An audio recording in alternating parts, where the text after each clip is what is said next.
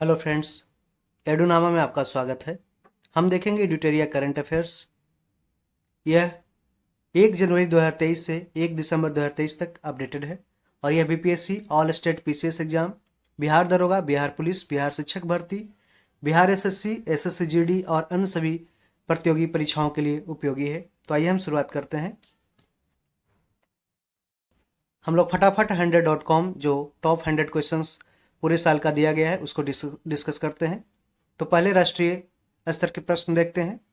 भारत की पहली semi high speed क्षेत्रीय रेल सेवा रैपिड एक्स का नया नाम नमो भारत रखा गया है।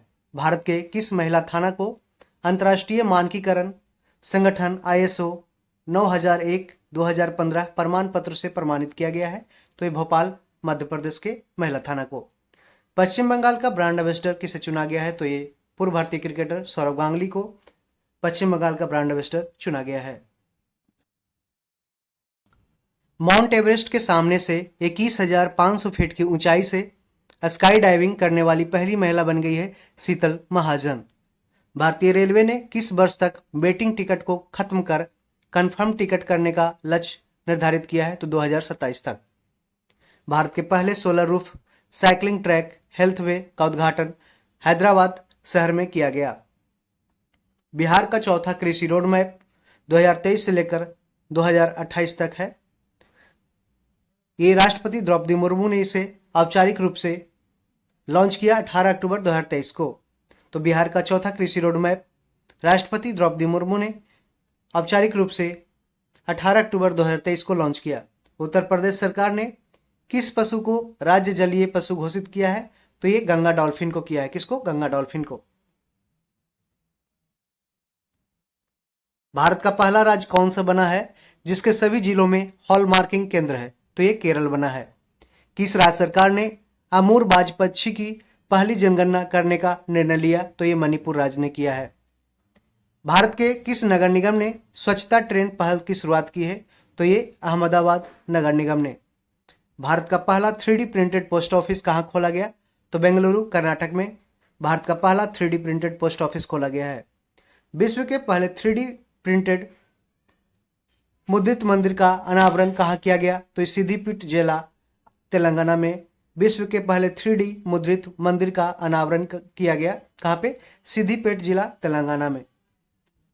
नोकिया किस शहर में अपनी तरह की पहली 6G लैब लॉन्च की है? तो ये बेंगलुरु में, कर्नाटक की राजधानी बेंगलुरु में नोकिया ने अपनी तरह की पहली 6G लैब लॉन्च की है। गुजरात सरकार ने अपना स्टेट फिश किसे घोषित किया है? तो ये घोल मछली को किया है। घोल मछली अब गुजरात सरकार की ने इसे अपना स्टेट फिश घोषित किया है।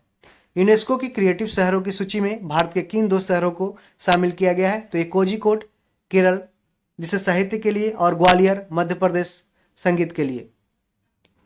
यूनेस्को की हेडक्वार्टर कहाँ है? तो पेरिस में है। किस राज्य सरकार ने अपने राज्य को पूरी तरह नशा मुक्त बनाने के लिए मिशन होप इनिशिएटिव शुरू किया है? तो ये पंजाब ने किया है। किस शहर में दिव्यांगजनों के लिए देश के पहले उच्च तकनीक खेल प्रशिक्षण केंद्र का उद्घाटन किया गया? तो ये ग्वालियर मध्य प्रदेश में दिव्यांगजनों के लिए देश के पहले उच्च तकनीक खेल प्रशिक्षण केंद्र का उद्घाटन किया गया। भारत की सबसे बड़ी पंप भंडारण परियोजना का उद्घाटन नीमच जिला मध्य प्रदेश में किया गया। तो भारत की सबसे बड़ी पंप भंडारण परियोजना का उद्घाटन कहाँ किया गया? नीमच जिला मध्य प्रदेश। हाल ही में किस राज्य में पहले मेडिकल कॉलेज का उद्घाटन किया गया? तो ये नागालैंड में किया गया। भारत के पहले दलित मुख्य सूचना आयुक्त कौन बने हैं? हीरालाल सामरिया भारत के पहले दलित मुख्य सूचना आयुक्त चीफ इंफॉर्मेशन कमिश्नर बने हैं। सीमा सड़क संगठन बॉर्डर रोड ऑर्गेनाइजेशन दुनिया का सबसे ऊंचा लड़ाकू हवाई क्षेत्र कहां बना रहा है? तो ये न्योमा लद्दाख में बना रहा है। न्योमा लद्दाख में सीमा सड़क संगठन दुनिया का सबसे ऊंचा लड़ाकू हवाई क्षेत्र बना रहा है। किस राज्य को भारत की पहली orange Vande Bharat express train मिली है? तो ये केरल को भारत की पहली orange Vande Bharat express train मिली है। भारत सरकार ने शिक्षा से उद्यमिता पहल के लिए किस कंपनी के साथ साझेदारी की है? तो ये मेटा के साथ किया है। पूछ सकता है क्वेश्चन कि भारत सरकार ने शिक्षा से उद्यमिता पहल के लिए मेटा के साथ साझेदारी की है? किस राज्य में भारत की पहली गोरिल्ला ग्लास फैक्ट्री स्थापित की गई है? तो ये तेलंगाना में भारत की पहली गोरिल्ला ग्लास फैक्ट्री स्थापित की जाएगी। मालवीय मिशन किससे संबंधित है? ये शिक्षक प्रशिक्षण कार्यक्रम किस संगठन की एक पहल है? तो ये विश्वविद्यालय अनुदान आयोग, यूनिवर्सिटी ग्रांट कमीशन की एक पहल है मालवीय मिशन। किस शहर में देश के पहले भूमिगत बिजली ट्रांसफार्मर का उद्घाटन किया गया? तो ये बेंगलुरु में देश के पहले भूमिगत बिजली ट्रांसफार्मर का उद्घाटन किया गया। किस राज्य में अपनी तरह का पहला बोलियों का शब्दकोश, बोलियों का डिक्शनरी तैयार किया गया है? उत्तर प्रदेश ने किया गया है। पूर्वोत्तर राज्यों में आधार आधारित जन्म पंजीकरण शुरू करने वाला पहला राज्य बन गया है नागालैंड। पूर्वोत्तर राज्यों में आधार आधारित जन्म पंजीकरण शुरू करने वाला राज्य बन गया है पहला राज्य नागालैंड। भारतीय सेना के पैरा स्पेशल फोर्सेज में शामिल होने वाली पहली महिला सर्जन कौन बनी है? तो मेजर डॉक्टर पायल छाबड़ा बनी है। स्कूलों में अपने साथियों से पढ़ने में पिछड़ रहे बच्चों के लिए किस राज्य सरकार ने मिशन दक्ष कार्यक्रम की शुरुआत किया है? तो ये बिहार ने मिशन दक्ष कार्यक्रम शुरुआत किया है। आयुष्मान भारत स्वास्थ्य और कल्याण केंद्रों को अब किस नाम से जाना जाएगा? तो आयुष्मान आरोग्य मंदिर के नाम से जाना जाएगा। हल्के लड़ाकू विमान तेजस से उड़ान भरने वाले भारत के पहले प्रधानमंत्री कौन बने हैं? तो ये नरेंद्र मोदी बन गए हैं। भारत का पहला घरेलू उत्पादित रेफरेंस फ्यूल किस कंपनी द्वारा विकसित किया गया? इंडियन ऑयल कॉर्पोरेशन लिमिटेड के द्वारा भारत का पहला घरेलू उत्पादित रेफरेंस फ्यूल माने ईंधन है जो विकसित किया गया। उत्तर प्रदेश सरकार ने 25 नवंबर को किनकी जयंती पर मांस रहित दिवस घोषित किया? तो ये टी एल वासवानी के जयंती पे 25 नवंबर को मांस रहित दिवस घोषित किया गया। ये उत्तर प्रदेश सरकार ने इसकी घोषणा की है। अब हम देखते हैं अंतरराष्ट्रीय प्रश्न। किस कंपनी ने विश्व का पहला एआई एकीकृत क्रिप्टो वॉलेट पेश किया है? तो ये रेस्पर आर्टिफिशियल इंटेलिजेंस ने विश्व का पहला एआई एकीकृत क्रिप्टो वॉलेट पेश किया है। कौन सा भारतीय हवाई अड्डा फंसे हुए विमानों की मदद के लिए डिसेबल्ड एयरक्राफ्ट रिकवरी किट चालू करने वाला एशिया का पहला हवाई अड्डा बन गया है? तो ये छत्रपति शिवाजी महाराज अंतर्राष्ट्रीय हवाई अड्डा मुंबई बन गया है। किस देश की पहली महिला राष्ट्रपति को अक्टूबर 2023 में जवाहरलाल नेहरू विश्वविद्यालय जेएनयू द्वारा मानद डॉक्टरेट उपाधि से सम्मानित किया गया? तो ये तंजानिया के पहली महिला राष्ट्रपति को। उत्तरी अमेरिका का पहला गांधी संग्रहालय कहाँ खोला जाएगा? तो ये ह्यूस्टन शहर अमेरिका में उत्तरी अमेरिका का पहला गांधी संग्रहालय खोला गया ह्यूस्टन शहर अमेरिका में। दुनिया का सबसे बड़ा 2 गीगावाट सौर विद्युत संयंत्र का उद्घाटन कहाँ किया गया? तो ये संयुक्त अरब अमीरात में किया गया, यूएई में। किस देश ने भारत में अपना दूतावास अस्थायी रूप से बंद करने की घोषणा की है? तो अफगानिस्तान ने यह निर्णय लिया है। नवंबर 2023 में अंतर्राष्ट्रीय सौर गठबंधन का 95वां सदस्य बना है चिली बना है। कोलिंस डिक्शनरी ने वर्ड ऑफ द ईयर 2023 किसे घोषित किया है? तो आर्टिफिशियल इंटेलिजेंस एआई को घोषित किया है कोलिंस डिक्शनरी ने word of the year 2023। Bharat के बाहर पहला आईआईटी कैंपस कहां खोला गया? तो ये जांजीबार तंजानिया में भारत के बाहर पहला आईआईटी कैंपस खोला गया। इनोवेशन श्रेणी के लिए विश्व के सर्वश्रेष्ठ विद्यालय का पुरस्कार किसने जीता है? तो ये रिवर साइड स्कूल गुजरात ने इनोवेशन श्रेणी के लिए विश्व के सर्वश्रेष्ठ विद्यालय का पुरस्कार जीता है। किस देश ने हाईकून नाम से अपनी पहली स्वदेशी रूप से निर्मित पनडुब्बी लॉन्च किया है? तो ये ताइवान ने हाईकून नाम से अपनी पहली स्वदेशी रूप से निर्मित पनडुब्बी लॉन्च किया है। विश्व का सबसे बड़ा वस्त्र कार्यक्रम भारत टेक्स 2024 किस शहर में आयोजित होगा? तो ये नई दिल्ली में आयोजित किया जाएगा। विश्व का सबसे बड़ा वस्त्र कार्यक्रम भारत टेक्स 2024 नई दिल्ली में आयोजित होगा। विश्व में ग्रेफाइट का सबसे बड़ा उत्पादक देश कौन बन गया है? तो ये चाइना बन गया है। चाइना विश्व में ग्रेफाइट का सबसे बड़ा उत्पादक देश बन गया है चीन। विश्व की सबसे पुरानी लकड़ी की संरचना किस देश में खोजी गई? तो ये जाम्बिया में खोजी गई है विश्व की सबसे पुरानी लकड़ी की संरचना। किस देश ने पहले अंतर्राष्ट्रीय व्यापार कानून पर संयुक्त राष्ट्र आयोग दक्षिण एशिया सम्मेलन की मेजबानी की है? तो ये भारत ने किया है। भारत ने पहले अंतर्राष्ट्रीय व्यापार कानून पर संयुक्त राष्ट्र आयोग दक्षिण एशिया सम्मेलन की मेजबानी की है। पहला वैश्विक हल्दी सम्मेलन कहाँ आयोजित होगा? तो ये मुंबई में पहला वैश्विक हल्दी सम्मेलन आयोजित होगा मुंबई में। 72वें मिस यूनिवर्स का ताज किसने पहनी है? तो सेत्रिस पलासियस ने 72वें मिस यूनिवर्स का ताज पहनी है, सेत्रिस पलासियस। एशिया के सबसे बड़ा पशु मेला का उद्घाटन कहाँ किया गया? तो सोनपुर बिहार में किया गया।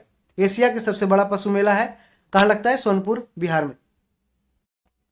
किस संगठन के द्वारा अकेलेपन को एक गंभीर वैश्विक स्वास्थ्य संगठन, एक वैश्विक स्वास्थ्य खतरा घोषित किया गया? तो ये वर्ल्ड हेल्थ ऑर्गेनाइजेशन के द्वारा, विश्व स्वास्थ्य संगठन के द्वारा अकेलेपन को एक गंभीर वैश्विक स्वास्थ्य खतरा घोषित किया गया है।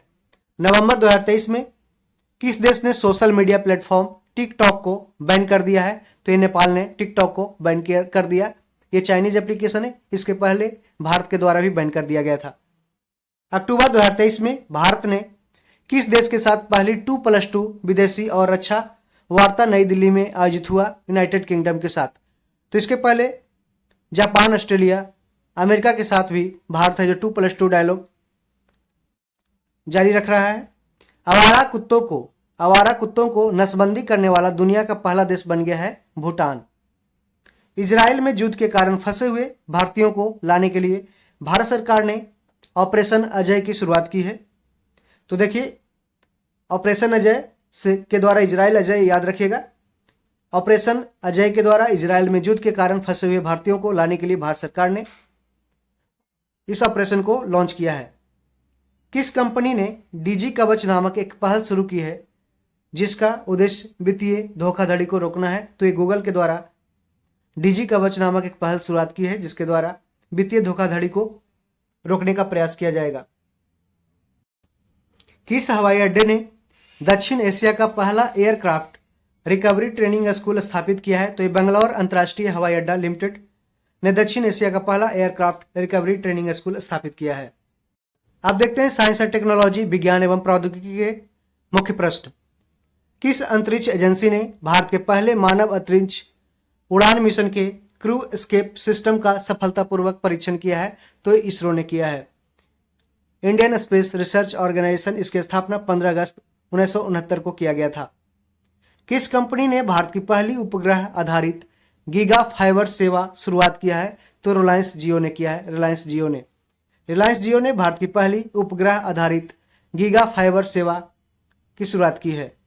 किस कंपनी ने विश्व की पहली इलेक्ट्रिक एयर टैक्सी तैयार की है? तो जॉबी एविएशन ने विश्व की पहली इलेक्ट्रिक एयर टैक्सी की शुरुआत की है। भारत और नेपाल के बीच सूर्य किरण सैन्य अभ्यास के 17वां संस्करण का आयोजन कहाँ किया जा रहा है? तो ये पिथौरागढ़ उत्तराखंड में भारत और नेपाल के बीच सूर्य किरण सैन्य अभ्यास के 17वां संस्करण का आयोजन किया जा रहा है। पूछ सकता है आपसे कि सूर्य किरण किस दो देशों के बीच सैन्य अभ्यास है? तो ये भारत और नेपाल के बीच है। भारत का पहला AI संचालित एंटी ड्रोन सिस्टम इंद्रजाल लॉन्च किया गया है। इसे किस कंपनी के द्वारा विकसित किया गया है? तो ग्रेन रोबोटिक्स के द्वारा भारत का पहला आर्टिफिशियल इंटेलिजेंस संचालित एंटी ड्रोन सिस्टम इंद्रजाल लॉन्च किया गया है। ध्यान रखिएगा, इंद्रजाल क्या है? एक AI संचालित एंटी ड्रोन सिस्टम है। भारत किस वर्ष तक चंद्रमा पर अंतरिक्ष यात्री भेजने का लक्ष्य रखा है? तो 2040 तक भारत ने चंद्रमा पर अंतरिक्ष यात्री भेजने का लक्ष्य रखा है। ताइवान का पहला घरेलू निर्मित पनडुब्बी का नाम क्या है जिसे हाल ही में अनावरण किया गया? हाइकुन ये ताइवान का पहला घरेलू निर्मित पनडुब्बी है जिसे हाल ही में अनावरण किया गया।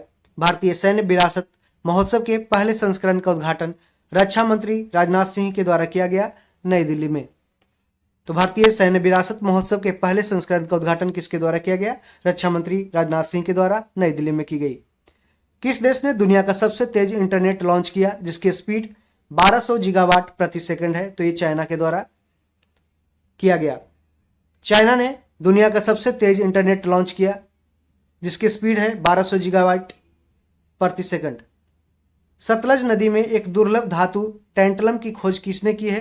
तो ये IIT रोपड़ के रिसर्चर के द्वारा सतलज नदी के में एक दुर्लभ धातु टैंटलम की खोज की गई है। आप देखेंगे पर्यावरण एवं परिस्थितिकी इन्वायरमेंट एंड इकोलॉजी से मुख्य वन लाइनर प्रश्न। किसने भूमि क्षरण और मरुस्थलीकरण पर अपना पहला डेटा डैशबोर्ड लॉन्च करने की घोषणा की है? तो यूएनसीसीडी संयुक्त राष्ट्र मरुस्थलीकरण रोकथाम अभिसमय ने भूमि क्षरण और मरुस्थलीकरण पर अपना पहला डेटा डैशबोर्ड लॉन्च करने की घोषणा की। यूएनसीसीडी। भारत का 54वां टाइगर रिजर्व किसे बनाए जाने की घोषणा की गई है? तो वीरांगना दुर्गावती टाइगर रिजर्व जो मध्य प्रदेश में है। यह भारत का 54वां टाइगर रिजर्व, इसे बनाए जाने की घोषणा की गई है। भारत के पहले तरल नैनो डाई अमोनिया फॉस्फेट संयंत्र का उद्घाटन कहाँ किया गया? तो ये गांधीनगर में किया गया। केंद्रीय प्रदूषण नियंत्रण बोर्ड सीपीसीबी ने देश का सबसे स्वच्छ हवा वाला शहर किसे घोषित किया है? तो ये मिजोरम की राजधानी आइजल को सीपीसीबी ने देश का सबसे स्वच्छ हवा वाला शहर घोषित किया है। भारत की पहली हरित हाइड्रोजन ईंधन सेल बस कहां से शुरुआत की गई? तो ये दिल्ली से भारत की पहली हरित हाइड्रोजन ईंधन सेल बस शुरुआत की गई। भारत की पहली ग्रीन हाइड्रोजन संचालित बस को किसने लॉन्च किया है? तो इंडियन ऑयल कॉरपोरेशन के द्वारा ये भारत की पहली ग्रीन हाइड्रोजन संचालित बस को लॉन्च किया गया है। भारत का पहला वेटलैंड शहर किसे बनाने की घोषणा की गई है? तो उदयपुर जो राजस्थान में है उसको भारत का पहला वेटलैंड शहर बनाने की घोषणा की गई। उत्तर प्रदेश का पहला सौर शहर किसे बनाए जाने की घोषणा हुई है? तो अयोध्या को उत्तर प्रदेश का पहला सौर शहर बनाए जाने की घोषणा की गई। भारत का पहला हरित ऊर्जा पुरातत्व स्थल कौन बना है? तो तट मंदिर मामल्लापुरम में स्थित है तमिलनाडु में, उसे भारत का पहला हरित ऊर्जा पुरातत्व स्थल बनाया गया। सतत अपशिष्ट प्रबंधन सस्टेनेबल वेस्ट मैनेजमेंट के लिए भारत का पहला पॉलीथीन कचरा बैंक किसने शुरू किया है? तो ये देहरादून उत्तराखंड ने शुरुआत किया है। अब हम देखते हैं खेलकूद से मुख्य वन लाइनर प्रश्न। एक दिवसीय क्रिकेट वर्ल्ड कप 2023 में सर्वाधिक विकेट लेने वाले गेंदबाज कौन बने हैं? तो ये मोहम्मद शमी बने हैं, ये 24 विकेट लिए हैं, ये भारत की तरफ से खेलते हैं। एक दिवसीय क्रिकेट विश्व कप 2023 में सर्वाधिक रन बनाने वाला बल्लेबाज कौन बने? तो ये विराट कोहली, 765 रन बनाए हैं। ओलंपिक में कितने साल बाद क्रिकेट को शामिल करने की घोषणा की गई है? तो 128 सालों बाद ओलंपिक में क्रिकेट को शामिल करने की घोषणा की गई। वनडे क्रिकेट के इतिहास में 50 शतक जड़ने वाले पहले क्रिकेटर बन गए हैं विराट कोहली। इसके पहले 49 शतक का रिकॉर्ड सचिन तेंदुलकर का विराट कोहली ने तोड़ा। आईसीसी के हॉल ऑफ फेम में शामिल होने वाली पहली भारतीय महिला क्रिकेटर कौन बनी है? तो डायना इदुलजी बनी है, डायना इदुलजी। अंतर्राष्ट्रीय क्रिकेट के इतिहास में टाइम आउट होने वाले विश्व के प्रथम खिलाड़ी बन गए हैं एंजेलो मैथ्यूज। ये श्रीलंका के खिलाड़ी हैं और इन्हें बांग्लादेश के खिलाफ 3 मिनट के बाद क्रीज पे पहुंचने के कारण इन्हें टाइम आउट दे दिया गया। फीफा विश्व कप 2034 की मेजबानी कौन देश करेगा? तो ये सऊदी अरब फीफा विश्व कप 2034 की मेजबानी करेगा। वनडे क्रिकेट के इतिहास में सबसे तेज 100 विकेट लेने वाले तेज गेंदबाज कौन बने हैं? तो ये पाकिस्तान के शाहीन अफरीदी बन गए हैं। रांची झारखंड में आयोजित हुई एशियाई महिला हॉकी चैंपियनशिप का शुभांकर का नाम क्या था? तो इसका नाम जूही था। वर्ष 2023 के लिए पुरुष विश्व एथलीट ऑफ द ईयर के लिए भारत के किस खिलाड़ी को नामांकित किया गया है? नीरज चोपड़ा को वर्ष 2023 के लिए पुरुष विश्व एथलीट ऑफ द ईयर के लिए नामांकित किया गया है। ये जैवलिन थ्रो खेल से संबंधित है। पंकज अडवाणी ने नवंबर 2023 में विश्व बिलियर्ड्स चैंपियनशिप के विजेता बने हैं। यह उनका 26वां व्यक्तिगत विश्व बिलियर्ड्स खिताब है। तो ध्यान रखिएगा पंकज अडवाणी किस खेल से संबंधित है? तो ये बिलियर्ड्स खेलते हैं। चौथा एशियन पैरा गेम्स 2023 में भारत ने कुल कितना पदक जीता है? तो टोटल 111 पदक चौथा एशियन पैरा गेम्स 2023 में भारत ने जीता है। और वहीं एशियन गेम्स 2023 में भारत ने कुल कितना पदक जीता है? तो टोटल 107 पदक जीता है। मतलब कि एशियन गेम्स 2023 में भारत ने 107 पदक और चौथा एशियन पैरा गेम्स 2023 में, यहाँ पे पैरा है, गेम्स 2023 में भारत ने कुल 111 पदक जीता है। वनडे क्रिकेट प्रारूप में सबसे तेज 2000 रन तक पहुंचने वाला खिलाड़ी बना है शुभमन गिल। ये भारत की तरफ से क्रिकेट खेलते हैं। किस देश ने पहली बार बास्केटबॉल विश्व कप जीता है? तो जर्मनी ने पहली बार बास्केटबॉल वर्ल्ड कप जीता है सर्बिया को हरा, किसको हराकर? सर्बिया को हराकर। T20 क्रिकेट में 300 से अधिक स्कोर करने वाली विश्व की पहली टीम कौन बनी है? तो ये नेपाल बनी है। T20 क्रिकेट में 300 से अधिक स्कोर करने वाली विश्व की पहली टीम बन गई है Nepal.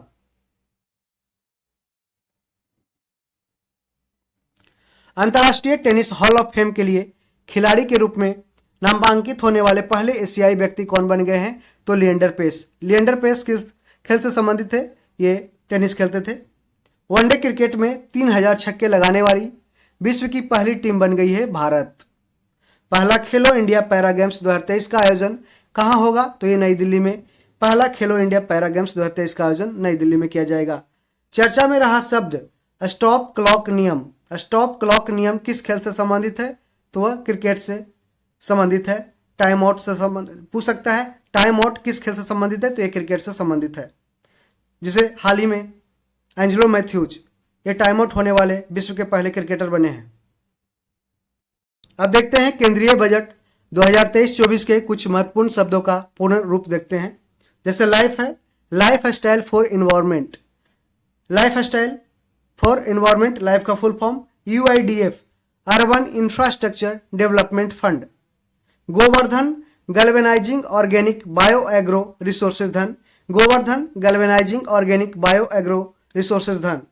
PM Pranam, PM programme for restoration awareness nourishment and emulation of mother earth. तो प्रणाम करते हैं धरती माता को, इसलिए PM प्रणाम जहां आएगा वो मदर अर्थ से रिलेटेड है। PM विकास, PM विश्वकर्मा कौशल सम्मान। PM विकास, PM विश्वकर्मा कौशल सम्मान। मिस्टी, मिस्टी का फुल फॉर्म है mangrove initiative for shoreline habitats and tangible incomes. Mishti, M से मैनग्रोव हो जाएगा। Mishti, mangrove initiative for shoreline habitats and tangible incomes. PACS, primary agricultural credit societies. PACS, PACS, primary agricultural credit societies. Bharat Shri, Bharat shared repository of inscriptions. Bharat shared repository of inscriptions. LGD, lab grown diamonds, lab grown diamonds. JAM, Jan Dhan Aadhaar mobile trinity, इसके द्वारा direct benefit transfer है, जो मतलब कि जो beneficiary होते हैं उसके डायरेक्ट अकाउंट में, उसके जनधन अकाउंट से आधार से और मोबाइल को जोड़ करके उसके अकाउंट में डायरेक्ट पैसा भारत सरकार के द्वारा उस जो बेनिफिशियरी होते हैं उसके अकाउंट में पैसा भेजा जाता है। अब देखते हैं चैप्टर नंबर 3, 2023 में आयोजित किए गए राष्ट्रीय महोत्सव। 54वां भारतीय अंतर्राष्ट्रीय फिल्म महोत्सव नवंबर महीने में गोवा में किया गया। 54वां भारतीय अंतर्राष्ट्रीय फिल्म महोत्सव का आयोजन गोवा में किया गया। पुष्कर मेला कहाँ लगा? तो ये अजमेर राजस्थान में अक्टूबर महीने में लगा। एंथोरियम महोत्सव ये मिजोरम में मनाया गया। एंथोरियम महोत्सव। नुआखाई कृषि उत्सव ओडिशा में मनाया गया। नुआखाई कृषि उत्सव कहाँ? ओडिशा में मनाया गया। बंगस वैली महोत्सव कुपवाड़ा जम्मू कश्मीर में वंगस वैली महोत्सव मनाया गया। पितृपक्ष मेला कहाँ पे मनाया गया? तो ये गया बिहार में पितृपक्ष मेला सितंबर 2023 में मनाया गया। आदि पेरुक्कू उत्सव कहाँ मनाया गया? तमिलनाडु में। पुस्तकालय महोत्सव नई दिल्ली में मनाया गया। पुस्तकालय महोत्सव नई दिल्ली में। बोनालू त्यौहार हैदराबाद तेलंगाना में मनाया गया। बोनालू त्यौहार। चचिन ग्रेजिंग महोत्सव अरुणाचल प्रदेश में चचिन ग्रेजिंग महोत्सव मनाया गया। चिखल कालो उत्सव गोवा में मनाया गया। चिखल कालो उत्सव। बितस्ता महोत्सव, बितस्ता का पुराना नाम झेलम नदी है जिसपे श्रीनगर बसा हुआ है, ये जम्मू कश्मीर में मनाया गया बितस्ता महोत्सव। हेमिस महोत्सव ये लद्दाख में हेमिस महोत्सव मनाया गया। हेमिस नेशनल पार्क भी है लद्दाख में। राजा कृषि महोत्सव ये उड़ीसा में मनाया गया। राजा कृषि महोत्सव। पहला जनजातीय खेल महोत्सव उड़ीसा की राजधानी भुवनेश्वर में पहला जनजातीय खेल महोत्सव मनाया गया। लेवेंडर महोत्सव कहाँ मनाया जाता है? तो ये जम्मू कश्मीर में लेवेंडर महोत्सव मनाया गया। बिहान मेला, बिहान मेला ये कोंद जनजाति के द्वारा ओडिशा में मनाया जाता है। बिहान मेला। मोनलम चेनमो फेस्टिवल लद्दाख में मनाया गया। मोनलम चेनमो फेस्टिवल कहाँ मनाया गया? लद्दाख में। मोनलम मोनलम चेनमो फेस्टिवल लद्दाख में मनाया गया। माता खीर भवानी मेला ये जम्मू कश्मीर में मनाया गया। थावे महोत्सव गोपालगंज बिहार में मनाया गया थावे महोत्सव। और गज उत्सव कहाँ मनाया गया, तो ये काजीरंगा राष्ट्रीय उद्यान असम में गज उत्सव मनाया गया। मतुआ धर्म महामेला पश्चिम बंगाल में मनाया गया मतुआ धर्म महामेला। सियांग उनिंग महोत्सव अरुणाचल प्रदेश में सियांग उनिंग महोत्सव मनाया गया। भूमचू महोत्सव सिक्किम में मनाया गया। भूमचू महोत्सव कहाँ मनाया गया, सिक्किम में। राष्ट्रीय युवा संसद महोत्सव नई दिल्ली में राष्ट्रीय युवा संसद महोत्सव मनाया गया। और काला घोड़ा कला महोत्सव मुंबई में मनाया गया। काफी बार पूछा गया क्वेश्चन है कि काला घोड़ा कला महोत्सव कहाँ मनाया जाता है, तो ये मुंबई में मनाया जाता है। आदि महोत्सव नई दिल्ली में मनाया गया। आदि महोत्सव। राष्ट्रीय संस्कृति महोत्सव पहला मुंबई में मनाया गया। इसके बाद राष्ट्रीय संस्कृति महोत्सव 14वां संस्करण इसका बीकानेर राजस्थान में 25 फरवरी से लेकर 5 मार्च तक मनाया गया। खजुराहो नृत्य महोत्सव मध्य प्रदेश में मनाया गया। एलोरा अजंता अंतर्राष्ट्रीय महोत्सव यह महाराष्ट्र में मनाया गया। ऑरेंज फेस्टिवल कोहिमा नागालैंड में मनाया गया। ऑरेंज फेस्टिवल कई बार पूछा गया क्वेश्चन है। तोरग्या उत्सव कहाँ मनाया जाता है, तो यह अरुणाचल प्रदेश में तोरग्या उत्सव मनाया गया। इंटरनेशनल काइट फेस्टिवल अंतर्राष्ट्रीय पतंग महोत्सव अहमदाबाद में मनाया गया। मेला माघी कहाँ मनाया जाता है, तो ये पंजाब में मनाया गया मेला माघी। और विज्ञान साहित्य महोत्सव ये भोपाल में मनाया गया। विज्ञान साहित्य महोत्सव साइंस लिटरेचर फेस्टिवल भोपाल में मनाया गया। अवतार महोत्सव राजस्थान में मनाया गया। अवतार महोत्सव। परशुराम कुंड महोत्सव यह अरुणाचल प्रदेश में परशुराम कुंड महोत्सव मनाया गया। हाल के वर्षों में शुरू किए गए नए दिवस देखते हैं। छठा चैप्टर है नो नॉनवेज डे। ये 25 नवंबर को नो नॉनवेज डे मनाया गया। उत्तर प्रदेश सरकार ने साधु टीएल वासवानी की जयंती के अवसर पर 25 नवंबर को मांस रहित दिवस मनाने की घोषणा किया है। किसने किया है, ये उत्तर प्रदेश सरकार ने। किसके जयंती पे, तो साधु टीएल वासवानी की जयंती के अवसर पर 25 नवंबर को मांस रहित दिवस मनाने की घोषणा की है, यानी कि नो नॉनवेज डे। देखभाल और सहायता के लिए अंतर्राष्ट्रीय दिवस 29 अक्टूबर को मनाया गया। देखभाल और सहायता के लिए अंतर्राष्ट्रीय दिवस 29 अक्टूबर को मनाया गया। संयुक्त राष्ट्र का पहला देखभाल और सहायता के लिए आधिकारिक अंतर्राष्ट्रीय दिवस 29 अक्टूबर को निर्धारित किया गया है। नीलगिरी तहर दिवस ये 7 अक्टूबर को मनाया गया। नीलगिरी तहर दिवस तमिलनाडु सरकार ने 7 अक्टूबर को अपना पहला नीलगिरी तहर दिवस मनाने की घोषणा किया है। राष्ट्रीय अंतरिक्ष दिवस 23 अगस्त को मनाया गया। चंद्रयान 3 के चंद्रमा के दक्षिणी ध्रुव पर सफल लैंडिंग होने के उपलक्ष्य में प्रतिवर्ष 23 अगस्त को प्रधानमंत्री नरेंद्र मोदी ने राष्ट्रीय अंतरिक्ष दिवस यानी कि नेशनल स्पेस डे के रूप में मनाने की घोषणा की है 23 अगस्त को। स्वतंत्र वीर गौरव दिवस 28 मई को मनाया गया। महाराष्ट्र सरकार ने प्रत्येक साल बीडी सावरकर की जयंती को यानी कि 28 मई को स्वतंत्र वीर गौरव दिवस के रूप में मनाने की घोषणा किया है। विश्व सतत परिवहन दिवस ये 26 नवंबर को विश्व सतत परिवहन दिवस मनाया गया। वर्ल्ड सस्टेनेबल ट्रांसपोर्ट डे मनाया गया 26 नवंबर को। सतत परिवहन को लेकर लोगों को जागरूक करने के उद्देश्य से संयुक्त राष्ट्र महासभा ने 26 नवंबर को विश्व सतत परिवहन दिवस के रूप में घोषित किया है। अंतर्राष्ट्रीय बायोस्फीयर रिजर्व दिवस यह 3 नवंबर को पहली बार 3 नवंबर 2022 को पहली बार बायोस्फीयर रिजर्व के लिए अंतर्राष्ट्रीय दिवस मनाया गया। तो अंतर्राष्ट्रीय बायोस्फीयर रिजर्व दिवस पूछ सकता है कब मनाया जाता है, तो ये 3 नवंबर को मनाया गया। समानता दिवस ये 14 अप्रैल को मनाया गया। समानता दिवस तमिलनाडु सरकार ने भीमराव अंबेडकर की जयंती को समानता दिवस के रूप में मनाने की घोषणा किया है। सामाजिक न्याय दिवस यानी कि सोशल जस्टिस डे 17 सितंबर को मनाया गया। तमिलनाडु सरकार ने ईबी रामास्वामी की जयंती को सामाजिक न्याय दिवस सोशल जस्टिस डे के रूप में मनाने की घोषणा की है। किनके जयंती पे, ईबी रामास्वामी के जयंती पे तमिलनाडु सरकार ने सामाजिक न्याय दिवस 17 सितंबर को मनाने की घोषणा किया है। समर्पण दिवस 11 फरवरी को पंडित दीनदयाल उपाध्याय के पुण्यतिथि के उपलक्ष्य में 11 फरवरी को समर्पण दिवस मनाया गया। राष्ट्रीय डॉल्फिन दिवस मनाया जाता है 5 अक्टूबर को। राष्ट्रीय वन्य जीव बोर्ड की अस्थायी समिति ने प्रतिवर्ष 5 अक्टूबर को राष्ट्रीय डॉल्फिन दिवस मनाने की घोषणा की है।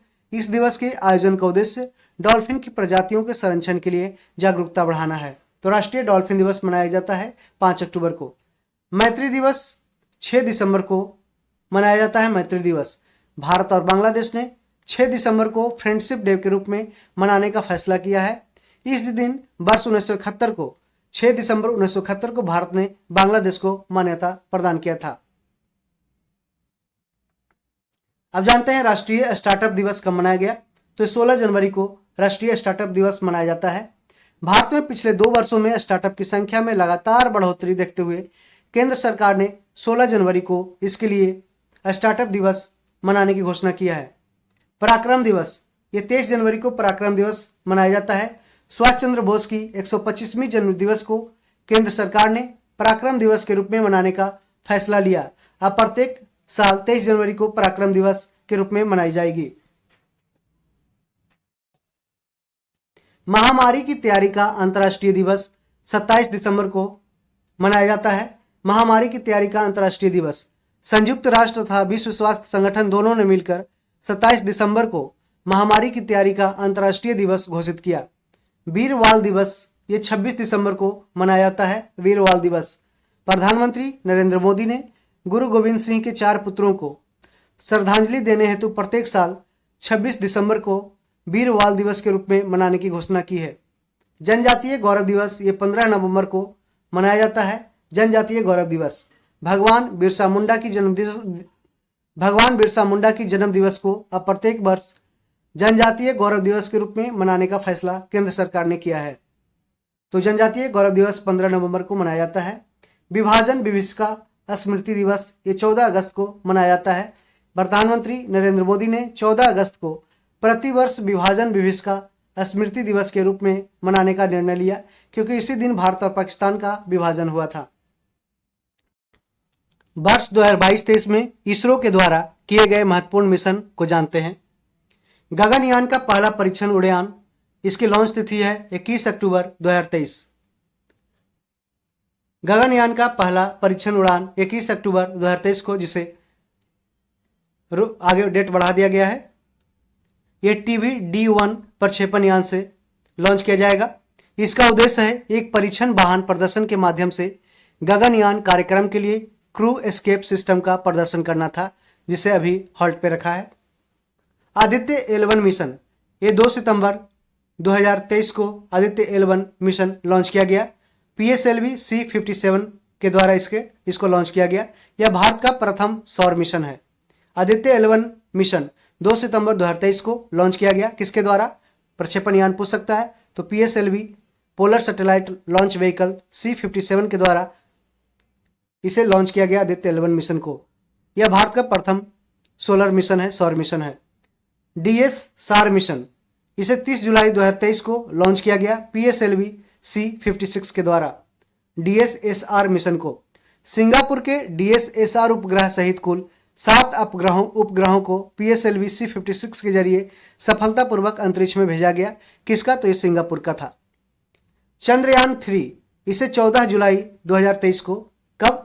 14 जुलाई 2023 को लॉन्च किया गया LVM-3M4 प्रक्षेपण यान से। किसके द्वारा? प्रक्षेपण यान का नाम याद रखिएगा, LVM-3M4 के द्वारा 14 जुलाई 2023 को चंद्रयान 3 को लॉन्च किया गया। यह चंद्रमा के दक्षिणी ध्रुव पर सफल लैंडिंग करने वाला विश्व का प्रथम उपग्रह बन गया चंद्रयान 3। NBS-01 नेविगेशनल सैटेलाइट्स 01, यह मई 2023 में लॉन्च किया गया।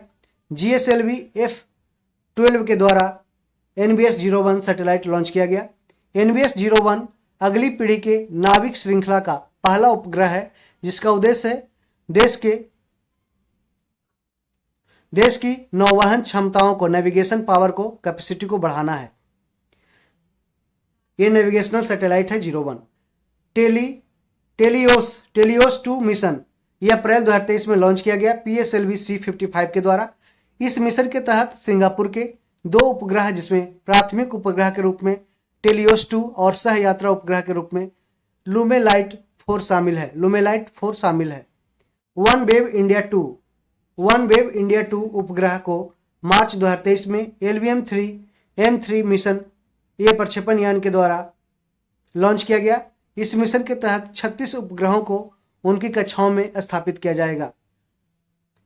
अर्थ ऑब्जर्वेशन सैटेलाइट 7, इसे फरवरी 2023 में लॉन्च किया गया SSLV D2 प्रक्षेपण यान से।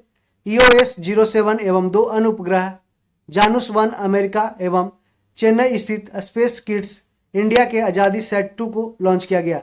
EOS 0 अर्थ ऑब्जर्वेशन सैटेलाइट 07 एवं 2 अन्य उपग्रह जानूस 1 ये अमेरिका का है एवं चेन्नई स्थित स्पेस किड्स इंडिया की आज़ादी सेट 2 को लॉन्च किया गया। पूछ सकता है कि स्पेस किड्स इंडिया कहाँ पे स्थित है, तो ये चेन्नई में स्थित है।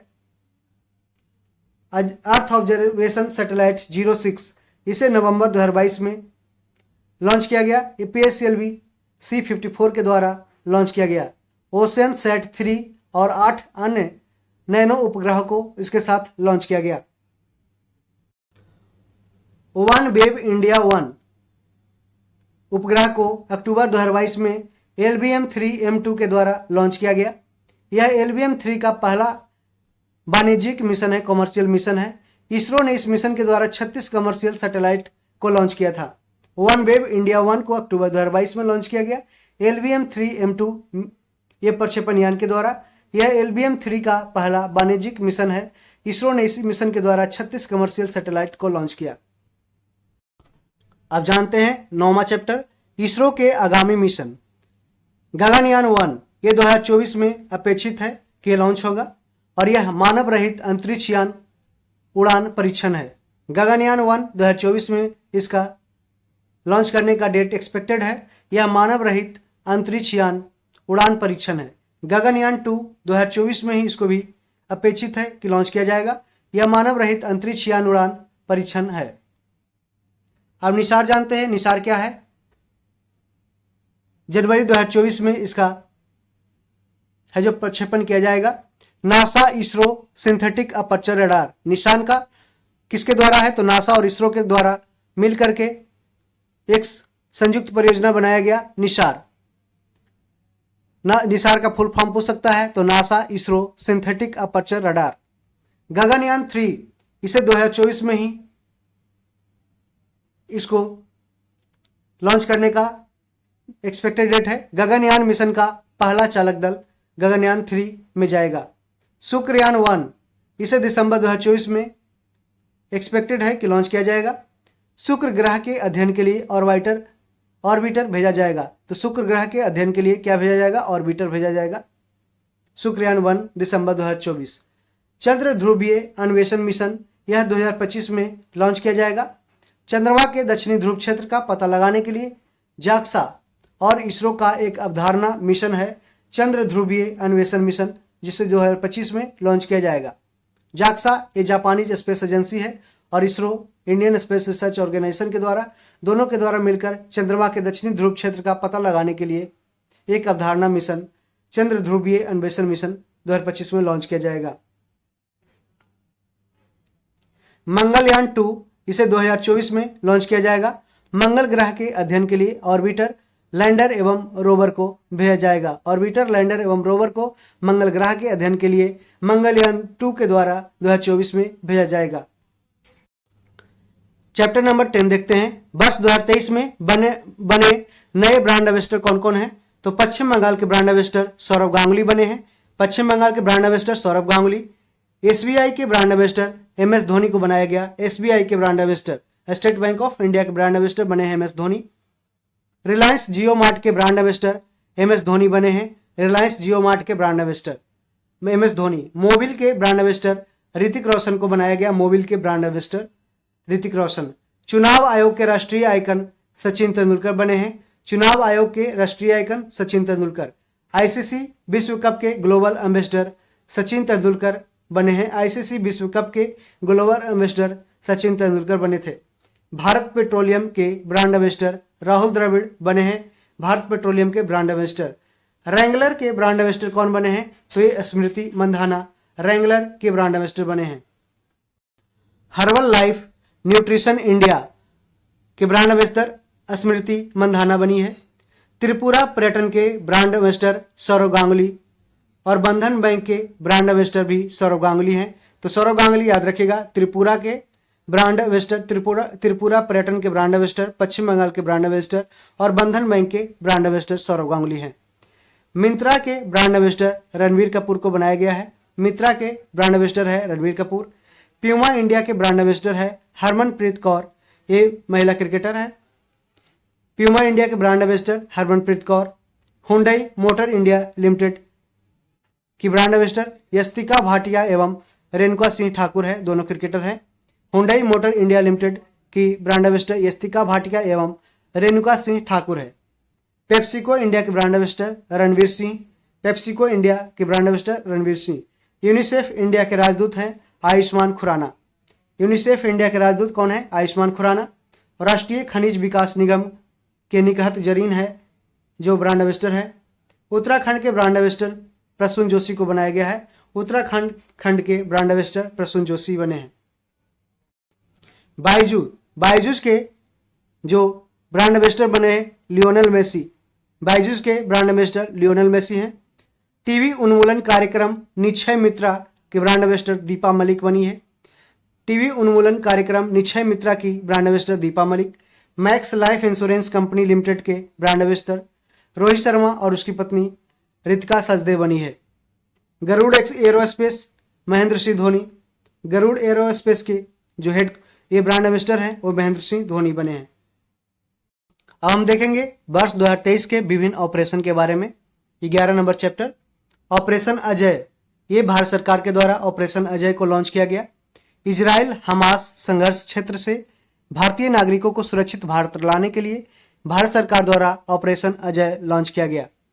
ऑपरेशन चक्र 2, ये सीबीआई के द्वारा लॉन्च किया गया है। ऑपरेशन चक्र 2 साइबर अपराध माफिया को खत्म करने के लिए इस ऑपरेशन के तहत विभिन्न स्थानों पर छापेमारी की गई ऑपरेशन चक्र 2 के द्वारा। ऑपरेशन बॉर्डर स्वाड, ये राजस्व खुफिया निदेशालय के द्वारा शुरुआत की गई ऑपरेशन बॉर्डर स्वाड। भारत के राजस्व खुफिया निदेशालय डीआरआई तथा अमेरिका ने अवैध खतरनाक दवाओं के अंतर्राष्ट्रीय शिपमेंट रोकने के लिए ऑपरेशन बॉर्डर स्वाड चलाया। ऑपरेशन बॉर्डर स्वाड राजस्व खुफिया निदेशालय के द्वारा शुरुआत की गई। ऑपरेशन कन्विक्शन, यह उत्तर प्रदेश सरकार के द्वारा ऑपरेशन कन्विक्शन की शुरुआत की गई। यौन उत्पीड़न, धर्म परिवर्तन, गौ हत्या आदि को कम करना है तथा इसमें शामिल अपराधियों की गिरफ्तारी सुनिश्चित करना है। यह ऑपरेशन कन्विक्शन उत्तर प्रदेश सरकार द्वारा शुरू किया गया। ऑपरेशन करुणा, यह भारत सरकार के द्वारा शुरुआत किया गया। म्यांमार में चक्रवात मोचा आया था जिससे प्रभावित लोगों की मदद के लिए भारत ने ऑपरेशन करुणा की शुरुआत किया था। ऑपरेशन करुणा याद रखिएगा, म्यांमार में चक्रवात मोचा से प्रभावित लोगों की मदद करने के लिए भारत ने ऑपरेशन करुणा शुरू किया था। और ऑपरेशन कावेरी भारत सरकार के द्वारा शुरुआत किया गया। सूडान में चल रहे गृह युद्ध के कारण वहां फंसे भारतीय नागरिकों को निकालने के लिए भारत द्वारा ऑपरेशन कावेरी की शुरुआत की गई। आईएनएस सुमेधा के द्वारा 3862 व्यक्ति को भारत लाया गया ऑपरेशन कावेरी के तहत। ऑपरेशन मर्यादा, यह उत्तराखंड पुलिस के द्वारा शुरुआत किया गया ऑपरेशन मर्यादा। इसका उद्देश्य था कि राज्य में तीर्थ स्थलों एवं पर्यटक स्थलों में स्वच्छता बनाए रखना ऑपरेशन मर्यादा के द्वारा। ऑपरेशन सद्भावना, ये भारतीय सेना के द्वारा शुरुआत किया गया ऑपरेशन सद्भावना।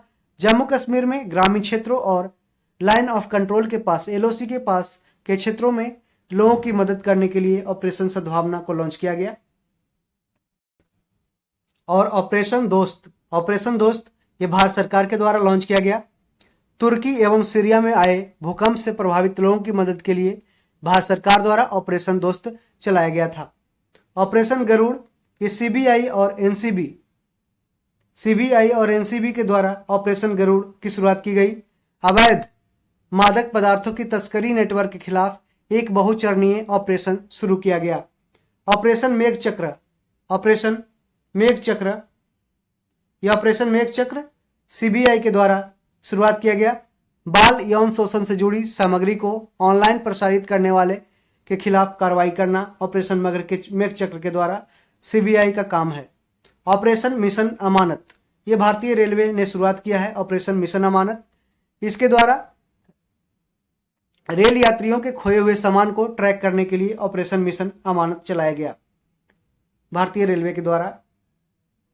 ऑपरेशन उपलब्ध, यह रेलवे सुरक्षा बल आरपीएफ के द्वारा शुरुआत किया गया ऑपरेशन उपलब्ध। रेलवे टिकट कालाबाजारी करने वालों की गतिविधियों पर अंकुश लगाना तथा लोगों को रेलवे टिकट उपलब्ध कराना।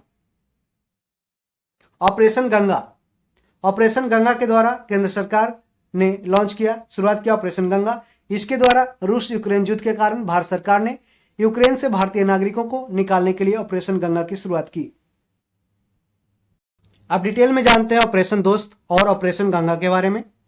ऑपरेशन दोस्त तुर्की और सीरिया में 6 फरवरी 2023 को 7.8 रिक्टर तीव्रता वाला विनाशकारी भूकंप आया था। भारत ने तुर्की एवं सीरिया में राहत और बचाव कार्य के लिए राष्ट्रीय आपदा मोचन बल एनडीआरएफ की टीमों को भेजा। भारतीय वायुसेना के C-7 ग्लोब मास्टर विमान को इस ऑपरेशन में लगाया गया था। भारत ने तुर्की एवं सीरिया में इस खोज और राहत अभियान का नाम ऑपरेशन दोस्त दिया। ऑपरेशन गंगा क्या है, इसको जानते हैं। 26 फरवरी 2022 को भारत सरकार के द्वारा विदेश मंत्रालय के सहयोग से ऑपरेशन गंगा की शुरुआत की गई। इसका उद्देश्य है कि यूक्रेन में फंसे भारतीय छात्रों और लोगों को बाहर निकालना था। भारत ने इस ऑपरेशन के तहत 2300 से अधिक भारतीय नागरिकों के साथ साथ 18 अलग अलग देशों के 147 विदेशी नागरिकों को भी यूक्रेन से सफलतापूर्वक सुरक्षित निकाला। रूस के द्वारा घोषित 2 स्वतंत्र क्षेत्र डोनेस्क और लुहांस्क यूक्रेन के उत्तर पूर्वी भाग का हिस्सा है। रूस के द्वारा घोषित किया गया 2 स्वतंत्र क्षेत्र डोनेस्क और लुहांस्क जो यूक्रेन के उत्तर पूर्वी भाग का हिस्सा था। अन्य बिंदु जानते हैं, यूक्रेन की राजधानी कहाँ है, तो ये कीव है, पूछा गया क्वेश्चन है। यूक्रेन से सीमा साझा करने वाले देश कौन कौन है, तो ये रूस है, बेलारूस है, पोलैंड है, स्लोवाकिया, हंगरी, रोमानिया, मोल्डोवा, काला सागर और एजोव सागर। और यूक्रेन के राष्ट्रपति व्लादिमीर जेलेंस्की है और जबकि रूस के राष्ट्रपति व्लादिमीर पुतिन है। अन्य बिंदु जानते हैं कि यूक्रेन की राजधानी कहाँ है, तो कीव है। यूक्रेन से सीमा साझा करने वाले देश है रूस, Belarus, Poland, Slovakia, Hungary, Romania और मोल्डोवा। उसके साथ साथ काला सागर और एजोव सागर है। चैप्टर नंबर 12 देखते हैं। वर्ष 2023 में प्रधानमंत्री नरेंद्र मोदी को मिले विभिन्न देशों का सर्वोच्च राजकीय सम्मान कौन कौन है, देखते हैं। ग्रीस देशों के द्वारा Grand Cross of the Order of Honour अगस्त 2023 में दिया गया। ग्रीस ने Grand Cross of the Order of Honour भारतीय प्रधानमंत्री नरेंद्र मोदी को अगस्त 2023 में दिया। फ्रांस ने Grand Cross of the Legion of Honour जुलाई 2023 में प्रधानमंत्री मोदी को सम्मानित किया। मिस्र इसे ऑर्डर ऑफ द नाइल, मिस्र ने ऑर्डर ऑफ द नाइल से सम्मानित किया। पापुआ न्यू गिनी ने companion of the Order of लोगोहू से सम्मानित किया। लोगोहू याद रखिएगा, न्यू गिनी ने, पापुआ न्यू गिनी ने companion of the Order of लोगोहू से प्रधानमंत्री मोदी को सम्मानित किया। और फिजी ने companion of the Order of Fiji, यहाँ पे फिजी देश भी है, फिजी दोनों आसानी से याद रहेगा। पलाव गणराज Ebakl award by the Republic of Palau, Palau गणराज ने Ebakl award by the Republic of Palau राजकीय सम्मान प्रधानमंत्री नरेंद्र मोदी को दिया। पिछले 9 वर्षों में भारतीय प्रधानमंत्री नरेंद्र मोदी को विश्व के विभिन्न अलग अलग 15 देशों द्वारा सर्वोच्च राजकीय सम्मान दिया जा चुका है। अब हम देखते हैं 14 नंबर चैप्टर। वर्ष 2023 में हुए प्रमुख समझौता ज्ञापन। नवंबर 2023 में सेमीकंडक्टर उद्योग में वैश्विक विकास के लिए समझौता ज्ञापन पर हस्ताक्षर भारत और यूरोपियन यूनियन के बीच किया गया। सेमीकंडक्टर इंडस्ट्री में वैश्विक विकास के लिए समझौता ज्ञापन पर हस्ताक्षर किया भारत और यूरोपियन संघ ने नवंबर 2023 में। नवंबर 2023 में ही चिकित्सा उत्पाद विनियमन और चिकित्सा उत्पादों की गुणवत्ता हेतु समझौता ज्ञापन पर हस्ताक्षर भारत और नीदरलैंड ने किया। तो चिकित्सा उत्पाद संबंधित है, भारत और नीदरलैंड समझौता है। शैक्षणिक सहयोग को बढ़ावा देने के लिए भारत और संयुक्त अरब अमीरात के बीच समझौता किया गया। पर्यटकों के लिए वीजा मुक्त प्रवेश की घोषणा पत्र पर हस्ताक्षर भारत और थाईलैंड के बीच किया गया। पर्यटकों के लिए वीजा मुक्त प्रवेश की घोषणा पत्र पर हस्ताक्षर भारत और थाईलैंड के बीच किया गया। श्रमिकों, छात्रों तथा पेशेवरों की निर्बाध आवाजाही एवं प्रवासन समझौता पर हस्ताक्षर भारत और इटली के बीच किया गया।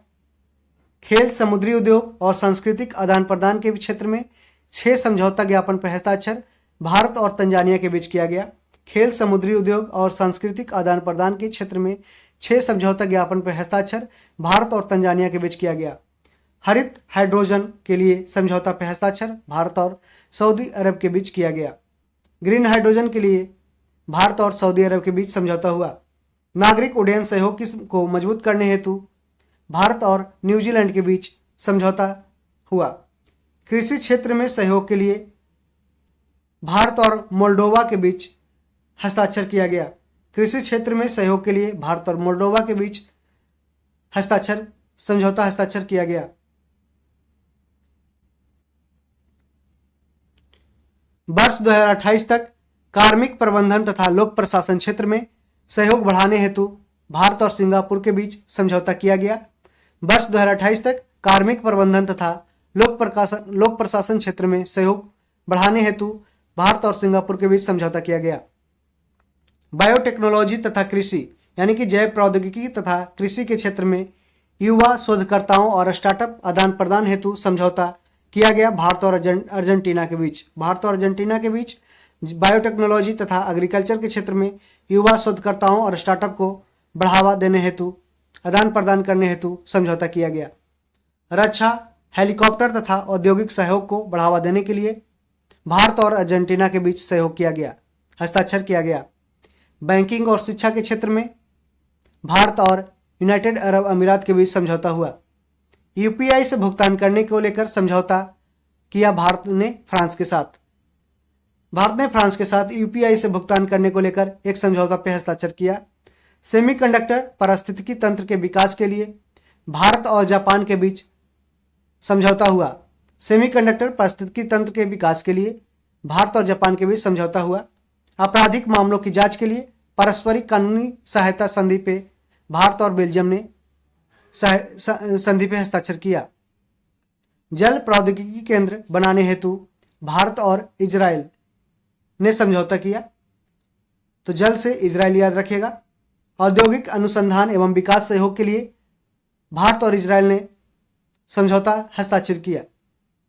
विज्ञान और नवाचार पर सहयोग के लिए भारत और ब्रिटेन ने समझौता हस्ताक्षर किया। विज्ञान और नवाचार पर सहयोग के लिए भारत और ब्रिटेन ने हस्ताक्षर किया।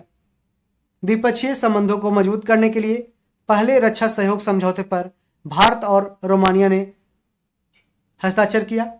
अनुसंधान, प्रौद्योगिकी और नवाचार सहयोग पर एक समझौता किया। भारत और मैक्सिको के बीच एक समझौता हुआ। किस पे? अनुसंधान, प्रौद्योगिकी और नवाचार सहयोग पर भारत और मैक्सिको के बीच समझौता हुआ।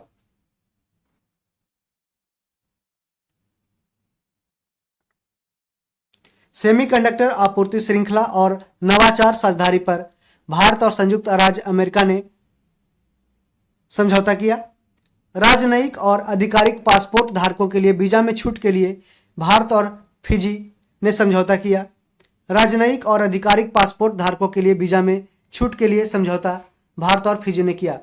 समुद्री सुरक्षा में सूचना साझा करने सहित कुल 6 समझौते पर हस्ताक्षर भारत और सेशल्स के बीच किया गया। तो समुद्री सुरक्षा में सूचना साझा करने सहित कुल 6 समझौते पर हस्ताक्षर किया गया भारत और सेशल्स के बीच। सेशल्स ये हिंद महासागर में एक द्वीप है, एक देश है। हवाई सेवा समझौते पर हस्ताक्षर भारत और गियाना के बीच किया गया। हवाई सेवा समझौते पर हस्ताक्षर। राजनयिकों के प्रशिक्षण में सहयोग के लिए भारत और पनामा के बीच समझौता पे हस्ताक्षर किया गया। ग्रीन हाइड्रोजन के विकास और अंडर सी केबल कनेक्टिविटी पर सहयोग के लिए भारत और यूएई के बीच हस्ताक्षर किया गया। ग्रीन हाइड्रोजन और विकास और अंडर सी केबल कनेक्टिविटी पर सहयोग के लिए भारत और यूएई के बीच समझौता पे हस्ताक्षर किया गया। यदि आपको वीडियो अच्छा लगा तो दोस्तों में से शेयर कर दें, इस चैनल को सपोर्ट करें। देखिए हम इस वीडियोनामा चैनल पे इस कम्युनिटी सेक्शन में आप जाएंगे तो यहाँ पे क्यूज अटेम्प्ट किया जा रहा है। देखिए अभी तक 348 क्वेश्चन डाला गया है। इसे आप अटेम्प्ट कर ले क्वेश्चन को। देखिए इसमें सारे लोग जवाब दे रहे हैं, तो आप भी जाकर इसे अटेम्प्ट करें। ठीक है, 143 आंसर किया है। जैसे उल्लू अपना सिर कितने डिग्री तक घुमा सकता है, तो ये क्वेश्चन है। तो इस तरीके से सारे क्वेश्चंस को, जो एग्जाम ओरिएंटेड क्वेश्चन है उसको यहाँ पे डाला जा रहा है। तो आप इसे जाकर अटेम्प्ट करें, और चैनल पे पहली बार आए हैं तो इसे सब्सक्राइब कर लें, दोस्तों में इसे शेयर करें। नेक्स्ट पार्ट का वीडियो जल्द ही अपलोड किया जाएगा। आप प्ले लिस्ट में जाकर के NCERT सार संग्रह कंप्लीट, इसमें साइंस दिया गया है, जो अभी फिजिक्स का अपलोड किया गया है। फिजिक्स, उसके बाद बायोलॉजी का पार्ट 1 अपलोड किया गया है। उसके साथ आप देख सकते हैं कि NCERT सार संग्रह पॉलिटी का वीडियो कंप्लीट करा दिया गया है। Lecture 1, lecture 2, lecture 3, lecture 4, lecture 5, इसमें सारे में व्यू भी अच्छा जा रहा है। आप लोग का सपोर्ट अच्छा रहा है। 940 व्यूज़ पार्ट 1 में, पार्ट 2 में 2.4 के व्यूज़, 1.6 के, पॉलिटी 3, पॉलिटी 4 में 1.4 के व्यूज़ और 2 के व्यूज़ इसमें गया है पॉलिटी 5 लेक्चर में। तो आप लोग के द्वारा बहुत अच्छा इसे पसंद किया गया। तो आशा करते हैं कि और सारे वीडियो को आप पसंद करेंगे। आप टेलीग्राम चैनल लिंक में, जिसका लिंक है डिस्क्रिप्शन में, उसे जाकर ज्वाइन कर लें और दोस्तों में इसे शेयर कर दें। Thank you, all the best.